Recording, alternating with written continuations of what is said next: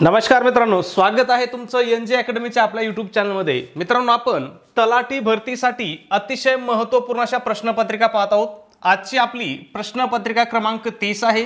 याच्यामध्ये आपण तलाठी भरतीला आलेल्या अतिशय महत्त्वपूर्ण प्रश्नांचा समावेश या ठिकाणी केलेला आहे। ओके, तुम्हाला माहिती आहे येणारी तलाठी भरती ही कोण घेणार आहे, तर TCS ही कंपनी येणारी तलाठी भरती घेणार आहे। त्यामुळे आपण आपला जो पूर्ण व्हिडिओ आहे, आपले जे सगळे प्रश्न आहेत हे आपण काय केले आहेत, TCSच्या धर्तीवर TCSच्या पॅटर्ननुसार आपण प्रश्न घेतलेले आहेत। ओके, मग या ठिकाणी तुम्ही पाहू शकता आपला पहिला प्रश्न काय आहे पहा।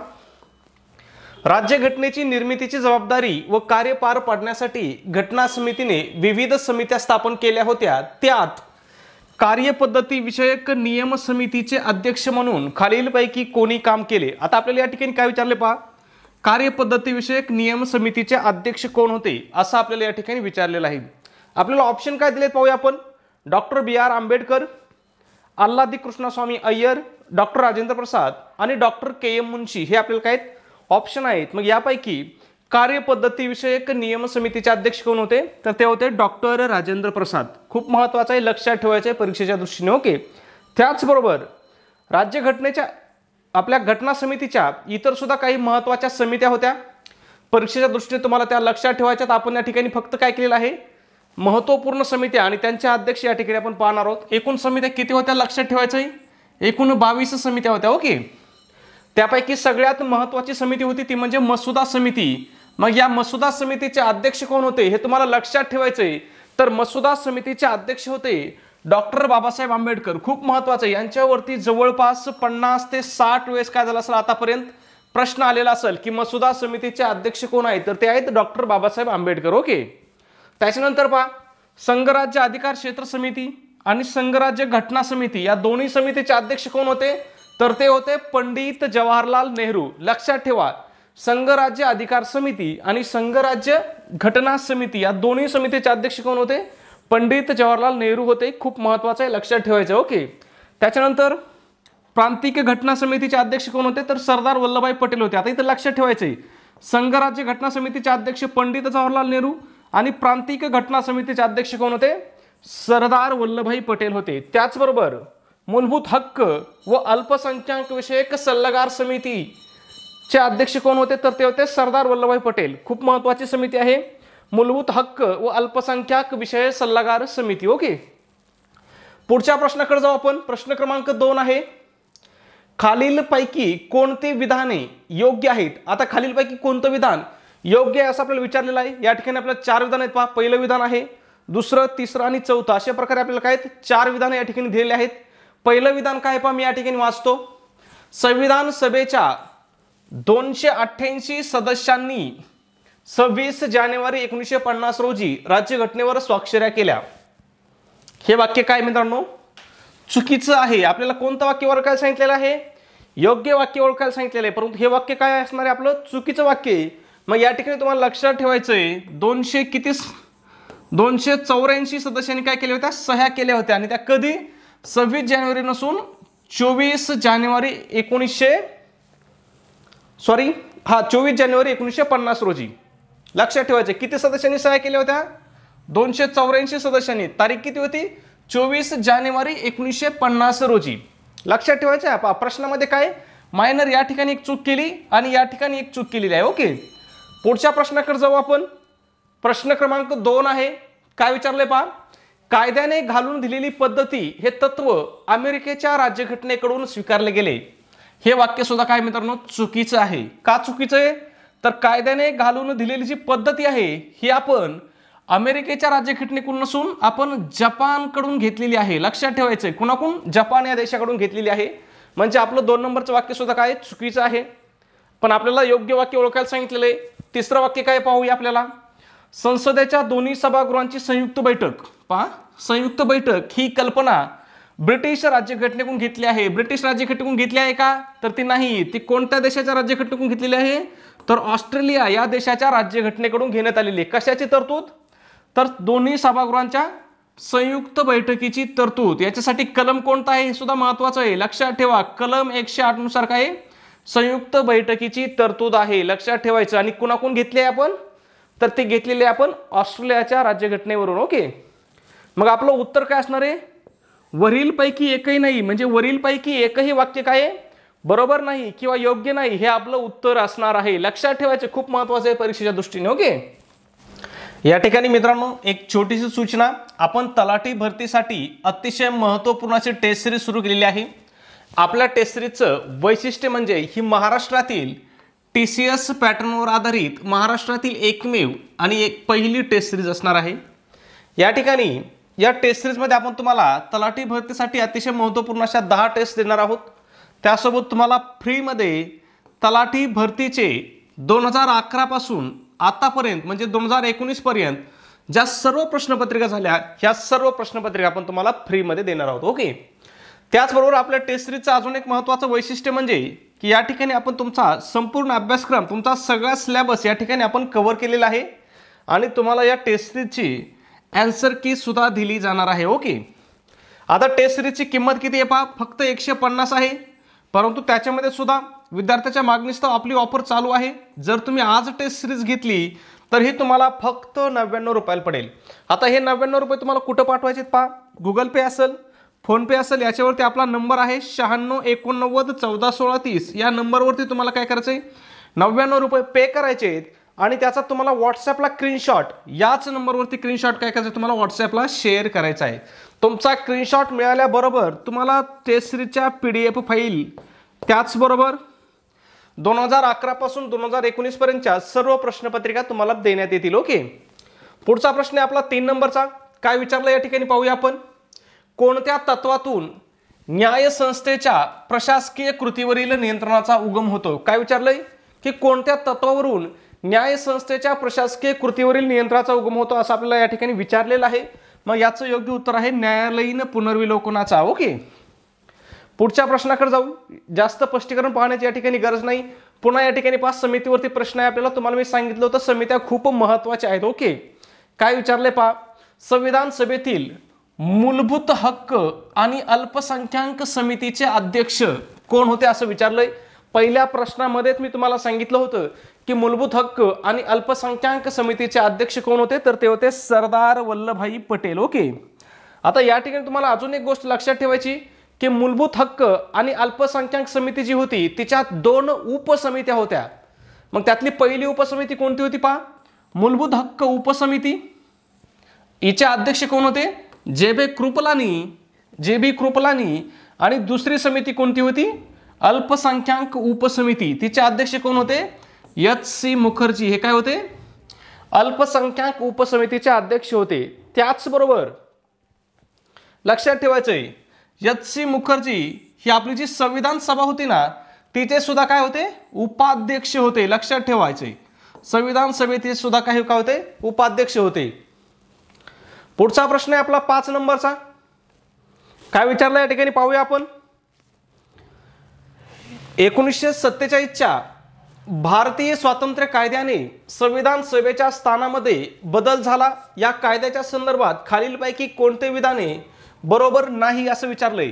काय विचारलंय, कोणतं विधान बरोबर नाही म्हणजे कोणतं विधान चूक आहे असं या ठिकाणी आपल्याला विचारलेलं आहे. ओके, कशाच्या संदर्भात, तर 1947चा जो भारतीय स्वातंत्र्याचा कायदा होता याने काय केलं होतं, संविधान सभेच्या स्वरूपामध्ये काहीतरी बदल झाले होते. मग त्या संदर्भात आपल्याला या ठिकाणी विचारलेलं आहे. ओके, मग या ठिकाणी पहा, सभा पूर्णतः सार्वभौम संस्था बनली.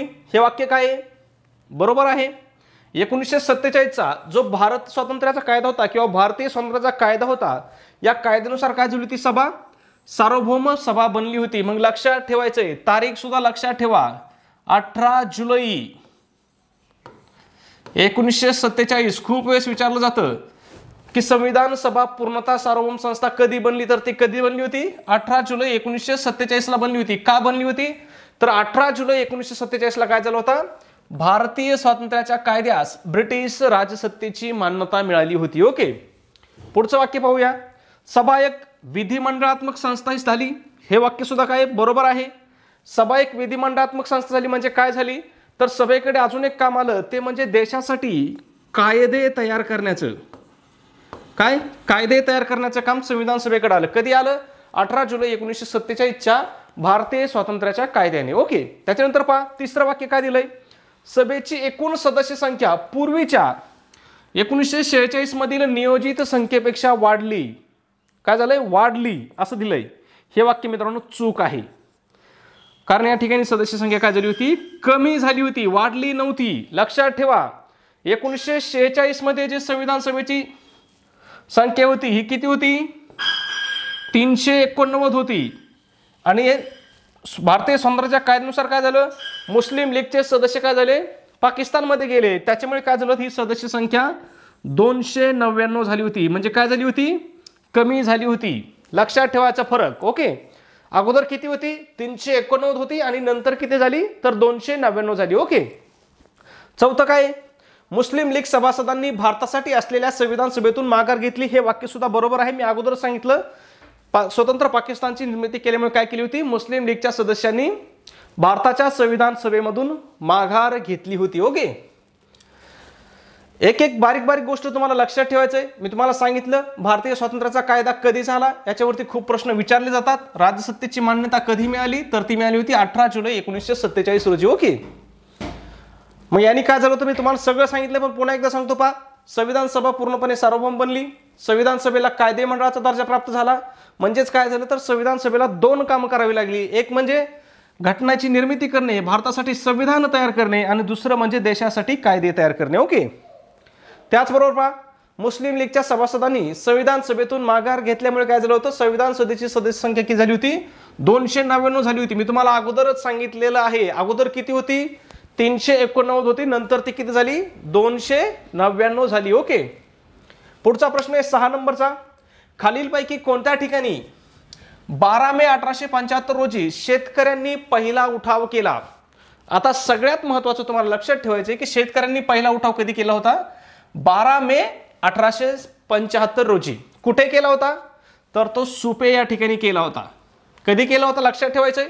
कुठे केला होता? लक्षात ठेवायचंय. कशासाठी केला होता? या उठावामध्ये काय केलं होतं यांनी? जे सावकार लोक आहेत या सावकार लोकांच्या घरावरती हल्ला केला होता. ओके, घरं जाळून टाकली होती त्यांची. ओके, त्याचबरोबर अजून एक तुम्हाला महत्त्वाचं लक्षात ठेवायचंय. 1874 साली उठाव, शेतकऱ्यांचा उठाव कधी चालू होता? 12 मे 1875 ला. पण त्याच्या अगोदर 1874 साली पुणे जिल्ह्यातील शिरूर तालुक्यातील कर्धे गावाच्या शेतकऱ्यांनी काय सारा भरण्याचे म्हणजे सरकारला कर भरण्याचे नाकारले होते. याच्यावरती सुद्धा प्रश्न आलेला आहे. गाव तुम्हाला लक्षात ठेवायचं आहे. कोणतं गाव? कर्धे गाव. कोणत्या तालुक्यात? शिरूर तालुक्यात. ओके, कधी? 1874 ला. आणि काय केलं होतं त्यांनी? पहा, सारा भरण्याचे नाकारले होते. प्रश्न येऊ शकतो, खालीलपैकी कोणत्या गावातील शेतकऱ्यांनी सरकारला सारा भरण्याचे नाकारले होते? मग कोणत्या गावातील शेतकऱ्यांनी नाकारले होते? कर्धे गावाच्या. कधी नाकारले होते? 1874 ला. लक्षात ठेवायचं. ओके, त्याचबरोबर या ठिकाणी पहा, हा जो शेतकऱ्यांचा उठाव झाला 1875 ला, त्यालाच दख्खन दंगे असं सुद्धा म्हणलं जातं. काय म्हटलं जातं? दख्खन दंगे. लक्षात ठेवायचंय. ओके, किंवा शेतकरी उठाव असं सुद्धा म्हटलं जातं. मग या दंग्यामुळे म्हणा किंवा या उठावामुळे म्हणा सरकारने काय केलं होतं? डेक्कन ॲग्रिकल्चर रिलीफ ऍक्ट संमत केला होता. कधी संमत केला होता? 1879 साली संमत केला होता. खूप महत्त्वाचं. याच्यावरती परीक्षेमध्ये आतापर्यंत खूप प्रश्न आलेले आहेत. म्हणजे आपण जो प्रश्न घेतो ना, तो प्रत्येक प्रश्न काय असतो? परीक्षेच्या दृष्टीने अतिशय महत्त्वपूर्ण असतो. आपण कोणावनी कॉमेडी करत नाही. कॉमेडी आपल्याला करता येत नाही असा विषय नाही. तुम्ही एक दिवस समोरासमोर प्रत्यक्ष मला भेटून पहा. माझ्या इतकी कॉमेडी करणार तुम्हाला अख्ख्या महाराष्ट्रात कोणी सापडणार नाही. परंतु जी गोष्ट तुमच्या फायद्याची आहे, जी गोष्ट तुमच्या महत्त्वाची आहे, तीच आपण या ठिकाणी पाहतो. ओके, पुढचा प्रश्न काय पहा. लखनौ येथील 1857च्या उठावाचे नेतृत्व डॅश डॅश यांनी केले होते. काय विचारलंय? 1857च्या उठावाचं नेतृत्व, पण कुठल्या? लखनौ या ठिकाणच्या. कोणी केलं होतं असं विचारलेलं आहे आपल्याला. मग हे कुणी केलं होतं? तर अवधच्या बेगम यांनी हे केलं होतं. पहा, पर्याय पहा कसे दिलेत आपल्याला. अवधच्या बेगम, बडी बेगम, बेगम साहिबा, बेगम ताज. म्हणजे बेगम हा शब्द काय केला त्यांनी?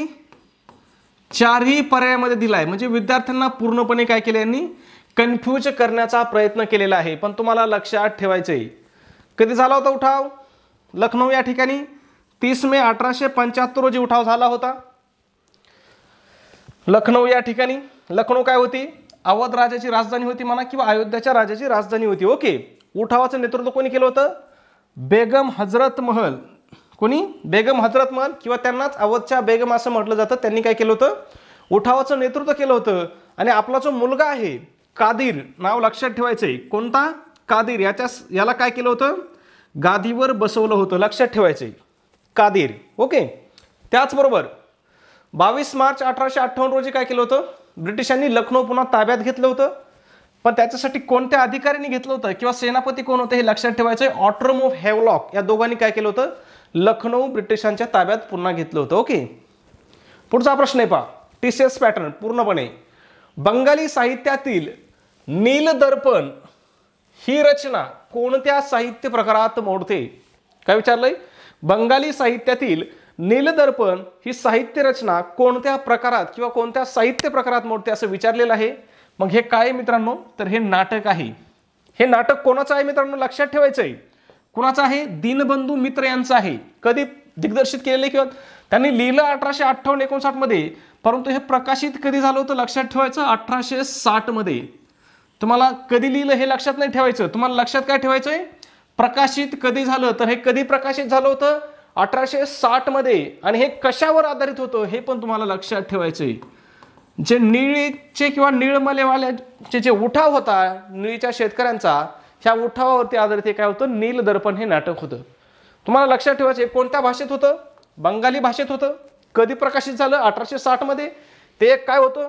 ते नाटक होतं. कोणी लिहिलं होतं? दीनबंधू मित्र यांनी लिहिलं होतं. ह्या सगळ्या गोष्टी लक्षात ठेवायच्या. ओके. पुढचा प्रश्न आहे पहा आपला 9 नंबरचा.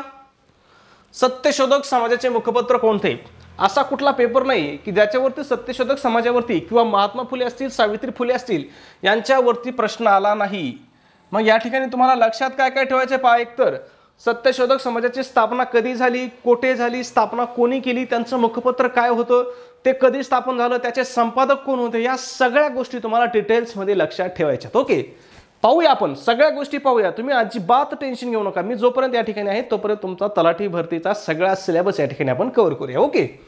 मग या ठिकाणी पहा सत्यशोधक समाजाचे मुखपत्र कोणते होते? तर ते होते मित्रांनो दीनबंधू. कोणते? दीनबंधू. ओके. मग या ठिकाणी तुम्हाला लक्षात ठेवायचंय, तुम्हाला मी सांगितलं होतं सत्यशोधक समाजाची स्थापना कधी झाली लक्षात ठेवायचंय. 24 सप्टेंबर 1873 ला झाली होती. कुठे झाली होती? पुणे या ठिकाणी झाली होती. स्थापना कोणी केली होती? तर ती महात्मा फुले यांनी स्थापना केली होती. आणि अध्यक्ष सुद्धा कोण होते? तर अध्यक्ष सुद्धा महात्मा फुले हेच होते. त्याचबरोबर कोषाध्यक्ष कोण होते पहा. सत्यशोधक समाजाचे कोषाध्यक्ष कोण होते? तर ते होते श्री नारायणराव कडलक. ओके. त्याचबरोबर लक्षात ठेवायचंय दीनबंधू वृत्तपत्राकडे येऊ आपण. कधी स्थापन झालं होतं? 1877 साली. म्हणजे पहा 1873 ला सत्यशोधक समाज आणि त्याच्यानंतर 4 वर्षांनी 1877 ला काय झालं होती? दीनबंधू ह्या वृत्तपत्राची स्थापना झाली होती. कुणाच्या आशीर्वादाने सुरू झाले होते किंवा चालू झाले होते? तर ते पुन्हा महात्मा फुले यांच्या आशीर्वादाने हे वृत्तपत्र चालू झाले होते. आणि हे कुणी चालू केले होते किंवा याचे संपादक कोण होते? तर ते होते कृष्णराव भालेकर. खूप वेळेस प्रश्न आलेला आहे की दीनबंधू वृत्तपत्राचे संपादक कोण आहे? तर ते आहेत कृष्णराव भालेकर. ओके. पुढच्या प्रश्नाकडे जाऊ. त्याच्या अगोदर पहा तुम्हाला माहिती असेल सुधारक वृत्तपत्र कोणाचं आहे? गोपाळ गणेश आगरकरांचं आहे. केसरी कोणाचं आहे? लोकमान्य टिळकांचं आहे. कधी सुरू केलं होतं? 1881 ला सुरू केलं होतं. ओके. त्याचबरोबर प्रभाकर कोणाचं आहे? तर प्रभाकर हे भाऊ महाजन यांचं आहे. लक्षात ठेवायचं. ओके.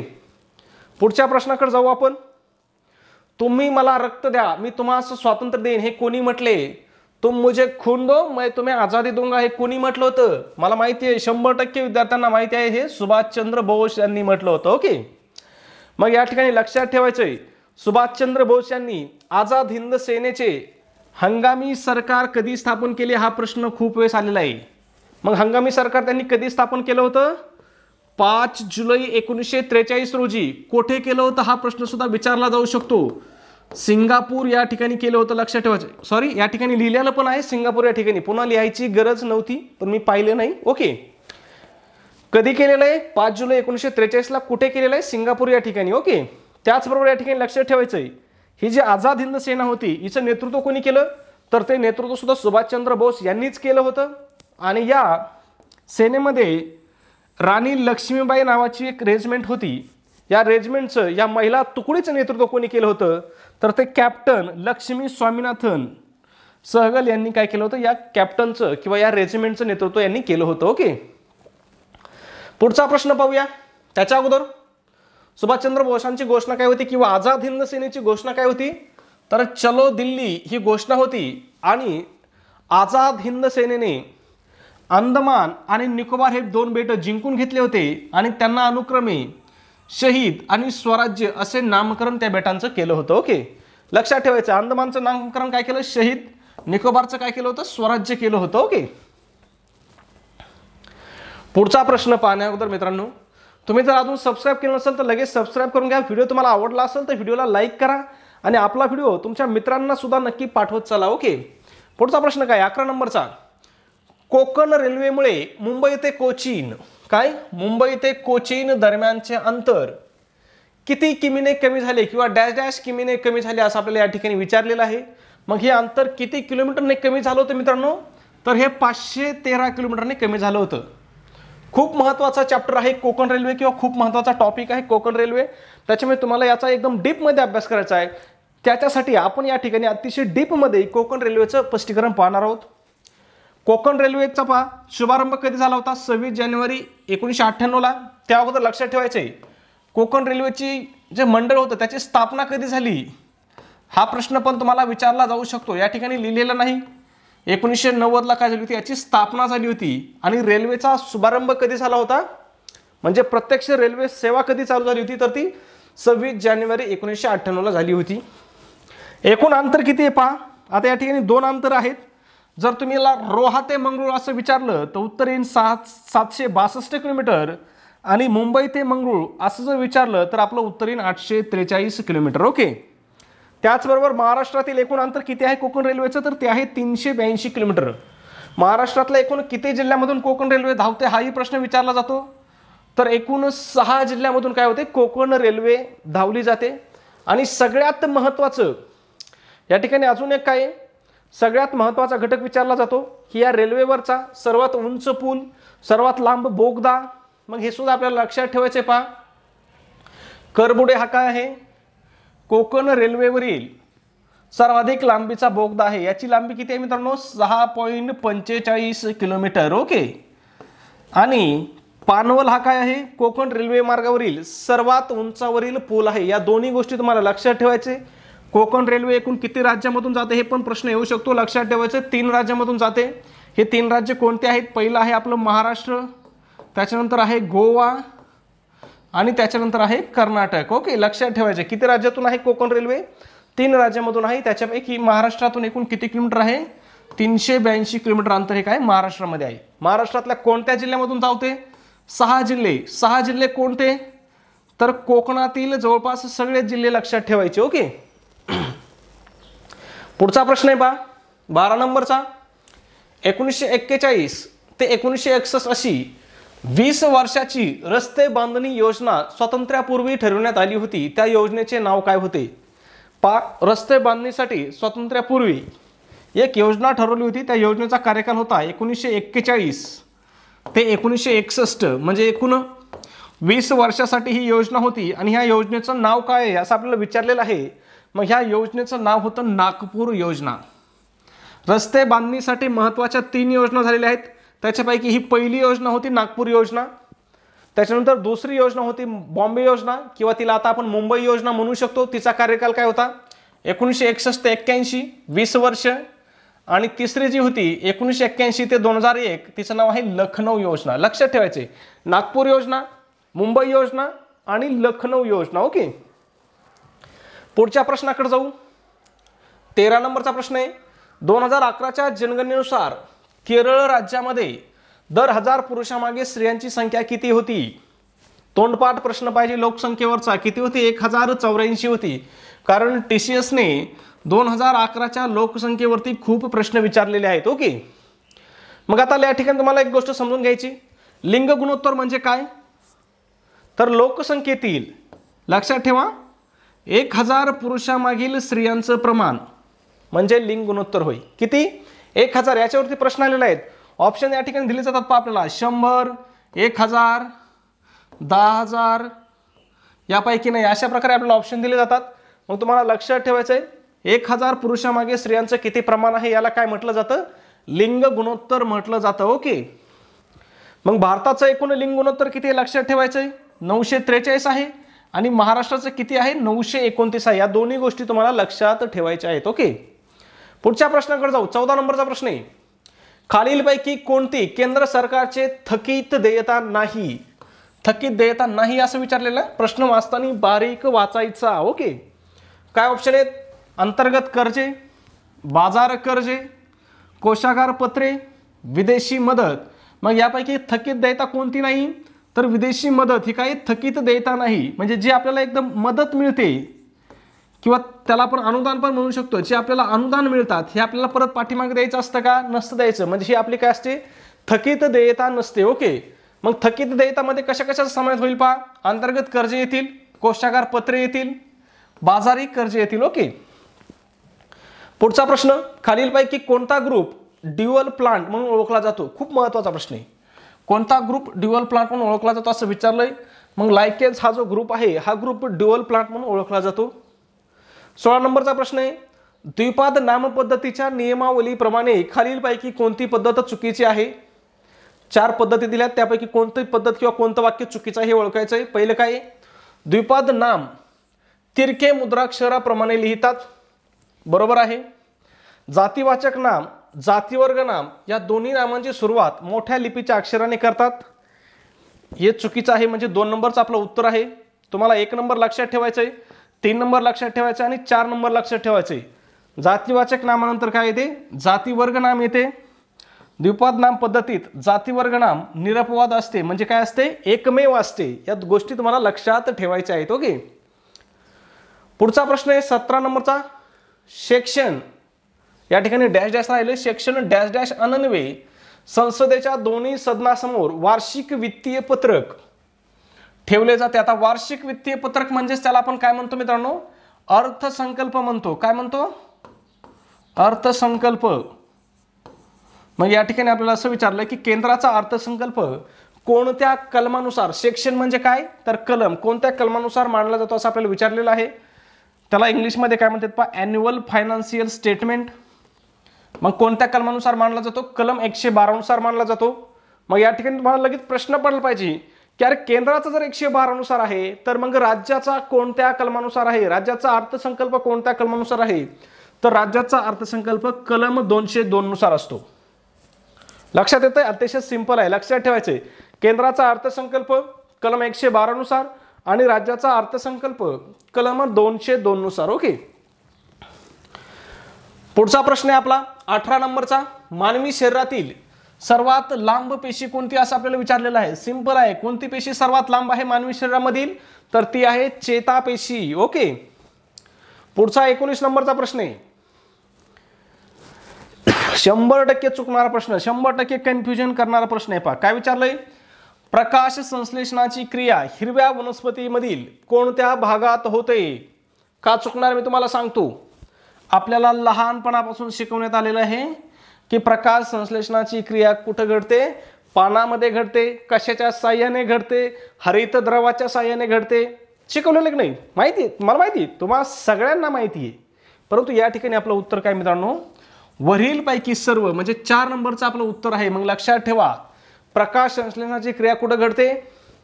पानामध्ये घडते. पानामध्ये मोठ्या प्रमाणात घडते. ओके, मोठ्या प्रमाणात. त्याच्यानंतर हिरवे खोडे, हिरव्या खोडामध्ये पण घडते आणि थोड्या प्रमाणात फुलामध्ये घडते. लक्षात ठेवायचंय. आपलं उत्तर काय असणार आहे? वरील सर्व. जर तुम्ही जुनं इयत्ता 9वीचं विज्ञान जर वाचलं असेल ना, इयत्ता 9वीचं जुनं विज्ञान जर वाचलं असेल तर त्याच्यामध्ये हे प्रश्न दिलेला आहे. ओके. पुढचा प्रश्न आहे प्रश्न क्रमांक 20, मानवी शरीरात जवळजवळ डॅश डॅश किलोमीटर लांबीच्या रक्तवाहिन्या असतात. काय विचारलं या ठिकाणी? मानवी शरीरामध्ये किती किलोमीटर लांबीच्या रक्तवाहिन्या असतात असं या ठिकाणी आपल्याला विचारलेलं आहे. ऑप्शन काय आहेत पहा? 10,000, 98,000, 97,000 आणि 98,500 किलोमीटर. ओके. आता या प्रश्नाचं उत्तर काय करायचं मित्रांनो? कमेंटमध्ये तुम्हाला सांगायचं आहे. त्याचबरोबर जर तुम्ही आपल्या चॅनल वाचून नवीन असाल, सबस्क्राईब केलं नसेल लगेच सबस्क्राईब करून घ्या. व्हिडिओला लाईक करायचं विसरला असताल तर व्हिडिओला एक लाईक करून घ्या आणि आपला व्हिडिओ तुम्हाला कसा वाटला हे सुद्धा कमेंटमध्ये नक्की सांगा. ओके, धन्यवाद मित्रांनो. भेटूया आपल्या उद्याच्या पुढच्या व्हिडिओमध्ये. तोपर्यंत सर्वांना जय हिंद, जय महाराष्ट्र.